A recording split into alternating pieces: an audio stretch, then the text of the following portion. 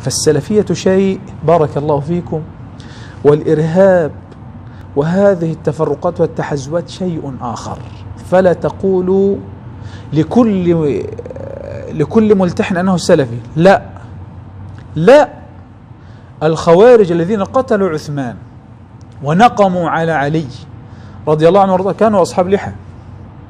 ذو الخويصرة الذي خرج على النبي صلى الله عليه وسلم ولم يعجبه حكم النبي صلى الله عليه وسلم وهو أبو الخوارج أو رأس الخوارج كان صاحب لحية، حتى قيل في وصفه، أظن خالد بن الوليد ذكر في وصفه قال: خرج على النبي صلى الله عليه وسلم رجل مشمر الإزار كث اللحية محفوف الشارب محلوق الرأس. هذا أوصاف من؟ هذا أوصاف من؟ نفس أوصاف الصحابة، نفس أوصاف الصحابة. هل أعدوه منهم؟ لم يعدوه منهم، ولكن خرج يشبه الصحابة ولكن ليس منهم. ولذلك ليس كل ملتحي يسمى سلفيا. السلفية دين، السلفية منهج، السلفية عقيدة، لا تأخذ يمينا ولا يسارا، إنما هي الصراط المستقيم الذي حدده رب العالمين.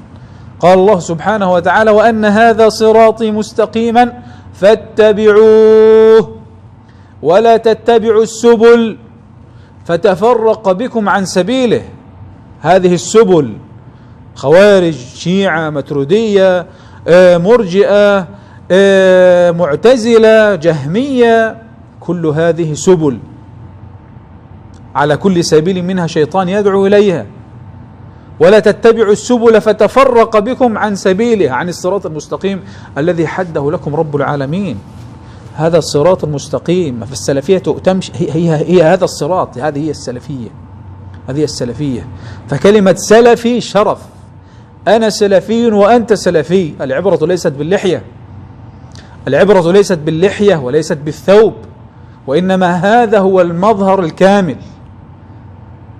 ما العبرة يعني ما الحكمة أن يكون شكلي على السلفية ولكن فكري على البدعة والضلالة والانحراف؟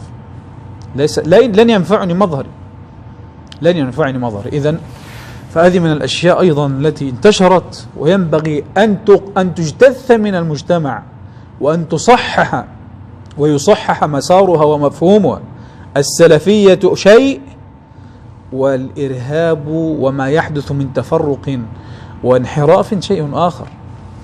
هذا يحارب هذا، هذا يحذر من هذا، لأن هذا هو الأصل، هذا هو الحق، هذا هو الحق.